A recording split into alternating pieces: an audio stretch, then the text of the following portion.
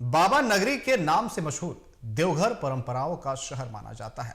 यही वजह है कि यहां सदियों पुरानी परंपरा का निर्वहन आज भी किया जाता है। देवघर में श्रावण मेले से भी अति प्राचीन मेला बसंत पंचमी मेला माना जाता है।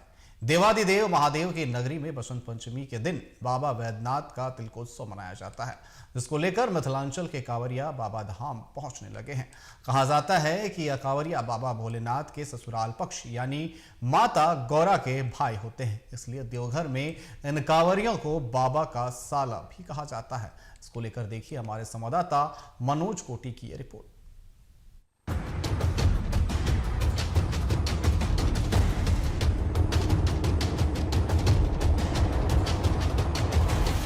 परंपराओं का शहर माना जाता है बाबा नगरी। आज भी होता है सदियों पुरानी परंपरा का निर्वहन। बसंत पंचमी के दिन बाबा वैद्यनाथ का तिलकोत्सव। मिथिलांचल के कांवरिया बाबा धाम पहुंचने लगे। माता गौरा के भाई कहलाते हैं सभी कांवरिये। तिलकोत्सव करके होली खेलने की होती है शुरुआत। बाबा नगरी के नाम से मशहूर देवघर परंपराओं का शहर माना जाता है। यही वजह है कि यहां सदियों पुरानी परंपरा का निर्वहन आज भी किया जाता है।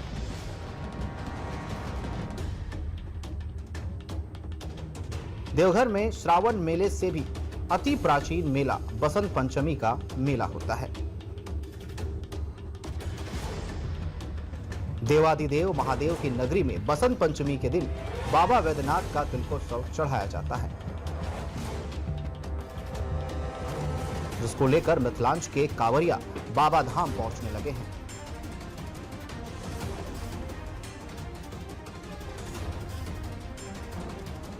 कहा जाता है कि कांवरिया बाबा भोलेनाथ के ससुराल पक्ष यानी माता गौरा के भाई होते हैं, इसलिए देवघर में इन कांवरियों को बाबा का साला भी कहा जाता है।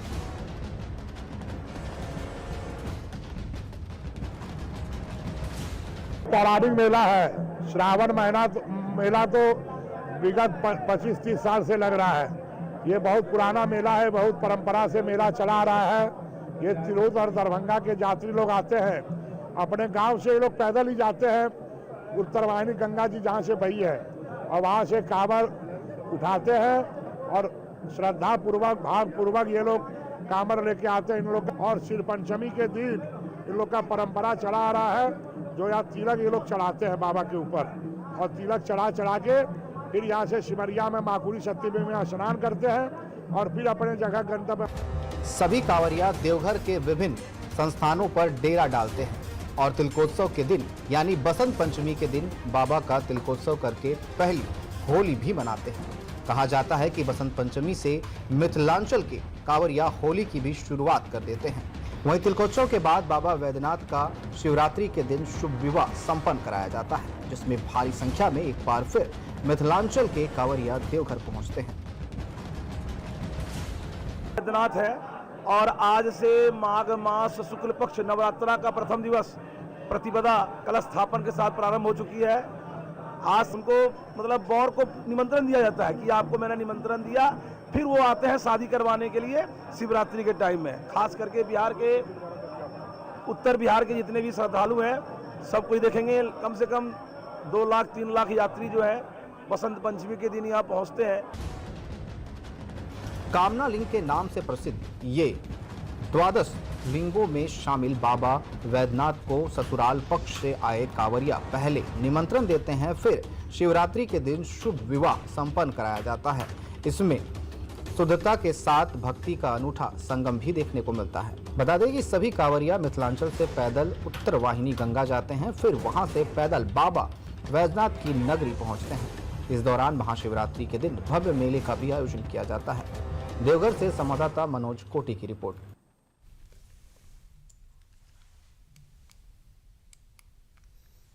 और इस पर अधिक जानकारी के लिए देवघर से हमारे साथ संवाददाता मनोज कोटी हमारे साथ फोन लाइन पर जुड़ चुके हैं। मनोज, बात की जाए बसंत पंचमी के मेले के बारे में, इसकी एक अलग ही महत्ता है। क्या कुछ तैयारियां चल रही है इसको लेकर के? बसंत पंचमी के दिन उससे पहले से ही कांवरिया जो होता है वो आना शुरू हो जाते हैं, जो माना जाता है कि वो भोले बाबा के साले हैं, वो उनका देवर में आना शुरू होता है। वो यहाँ पे आते हैं, बाबा को जल चढ़ाते हैं, उसके बाद अबीर वगैरह सब खेलते हैं। उनको तिलक, उनको मेन सबसे बात है कि उनको तिलक भी लगाया जाता है।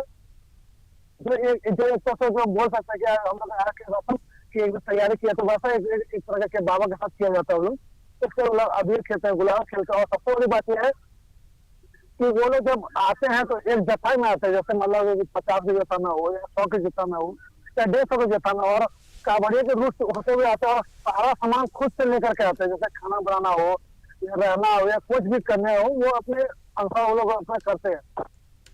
और सबसे बड़ी बात है कि वो आने के बाद यहाँ पे उन लोगों का कोई भी अस्थायी जगह नहीं होता है, तो वो कहीं भी जैसे स्कूल हो या बस स्टैंड हो या फिर कहीं आसपास जहाँ पे उन लोग को, जहाँ पे मंदिर बगल में हो, वहां पे जाके वो अपना डेरा डालते हैं, वहीं पे वो लोग अपना खाना बनाते हैं और रहते हैं, और वहीं से ही पूजा पाठ की तैयारी। और सबसे बड़ी बात यह है कि ये नजारा आपको कल देखने को मिल सकता है, क्योंकि शिव पंचमी कल है और वो लोग बड़े धूमधाम से इस चीज को मनाएंगे। जी मनोज हम अपने